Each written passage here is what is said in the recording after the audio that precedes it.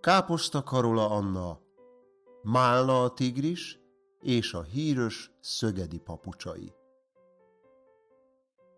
Málna, a 8 éves tigris nagyon élvezte a téli szünidő szabadnapjait, bár érezte, hogy ezek a napok meg vannak számlálva. Végre nem kellett korán kelnie, jó sokáig lustálkodhatott a puha takarók és párnák között az ágyban. Ahogy kedve tartotta, akár egész nap mindenfélét csinálhatott, akár a lakásban, de kint a szabadban is. Szeretett csúszkálni a tavon, mely az ablakuk alatt terült el, sütkérezni a déli napsütésben és felfedezni a természet rejtett dolgait. Bármerre is járt, talált érdekességet, kutatni valót. Sokat beszélgetett Sziszivel, a kígyóval, aki olyan bölcs volt, hogy bármi gondja akadt, mindig tudott jó tanáccsal szolgálni. Beszélt ő növényekkel, beszélt állatokkal, azt azonban nem gondolta, hogy a játékoknak is lelke van, és épp úgy gondolkoznak és éreznek, akár az emberek. Vajon a játékállatok jó lelkűek? Töprengett néha. Volt akkoriban egy kicsi fehér csíkos tigris, aki ott csücsült anyukájával együtt, régóta már egy játékbolt kirakatában. Teltek, múltak a napok, az ünnepek, és nem vette meg senki. Azt hitte, hogy neki már sosem lesz igazi kisgazdája. Éppen ezért nagy szomorúsággal élte meg a mindennapokat, hiszen eltelt a december, elején a Mikulással, és a Jézuska sem vitte őt el egyetlen gyermeknek sem.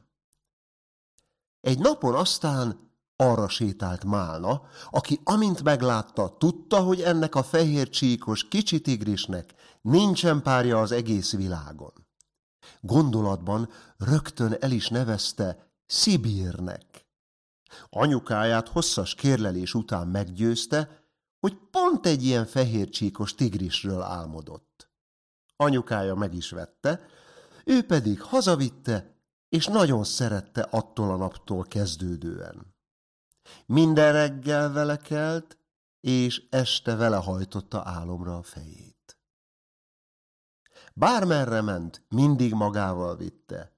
Kicsi Szibír sem volt már boldogtalan, végre valaki úgy szerette, ahogyan ő mindig is akarta.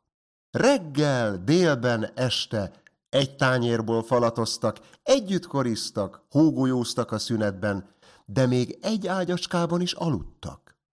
Így élték mindennapjaikat a szünetben, és még utána is egész januárban. Egy napon aztán megérkezett a csodás színekkel teli tavasz. A fák levelei gyönyörű szép zöldben játszottak, a virágok büszkén, búzakéken és pirosan nyíltak, mint ahogy szegedi papucsán is látható volt. A méhecskék szorgalmasan repkedtek egyik virágról a másikra, hogy a nyáron sok gyümölcsöt tudjanak majd az emberek szüretelni. Málnának pedig újra iskolába kellett mennie minden reggel, esténként pedig tanulnia. Szibír ekkor újra egyedül maradt otthon, és várta haza kicsi kopogós papucsában sétáló gazdáját.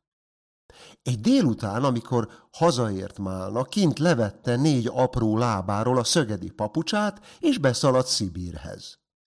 Mire visszament az ajtóba, eltűntek a papucsok. Kereste égre-földre, ajtóban, lépcsőházban. Júj, mit fog szólni, anya, hogy eltűntek a papucsaim? Mit fogok felvenni?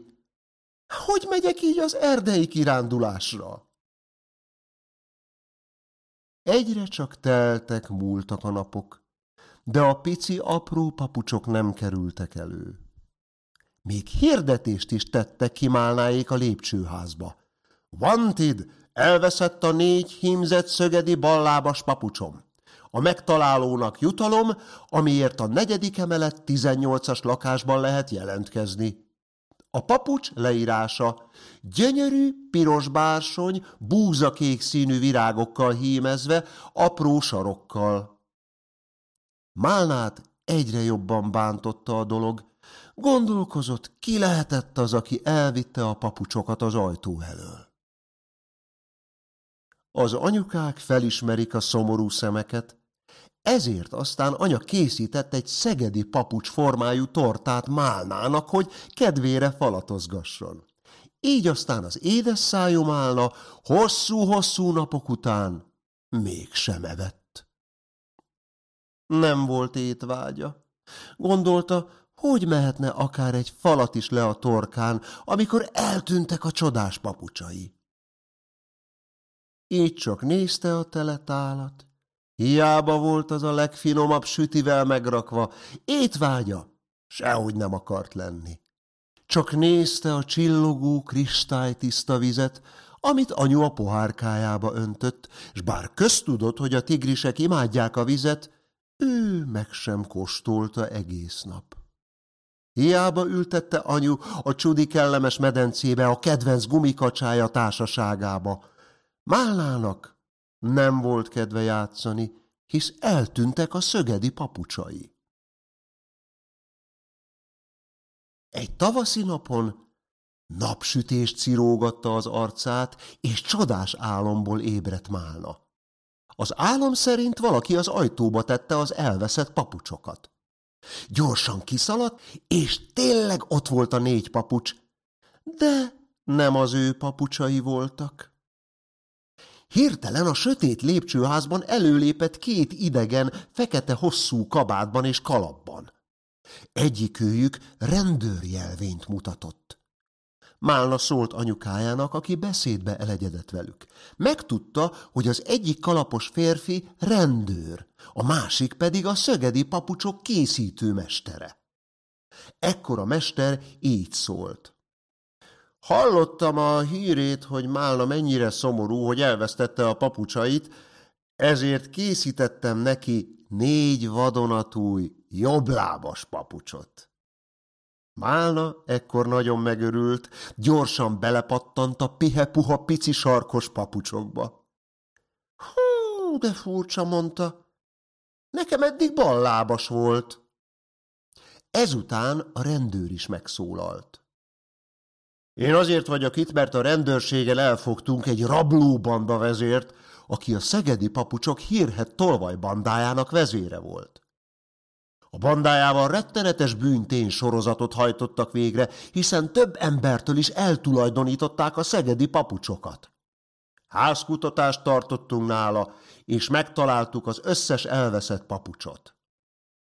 Szeretnénk megkérni önöket, hogy fáradjanak be hozzánk a rendőrségre, hogy mutassák meg, melyik az önök papucsa. Igazából szeretnénk, ha Málna megtalálná a papucsait, hogy bizonyíthassuk a lopás tényét. Ó, anya, ez milyen jó hír, lelkendezett Málna. Menjünk most! De kincsem, ma iskolába kell menned. Szerintem jó lesz holnap is. Egész nap izgatott volt a tigris. Csak a papucsok jártak a fejében. Alig várta, hogy elteljen az iskola, a délután és az éjszaka. Másnap reggel felöltöztek és útnak indultak. A rendőrségen aztán bevezették őket egy szobába, ahol rengeteg papucs volt.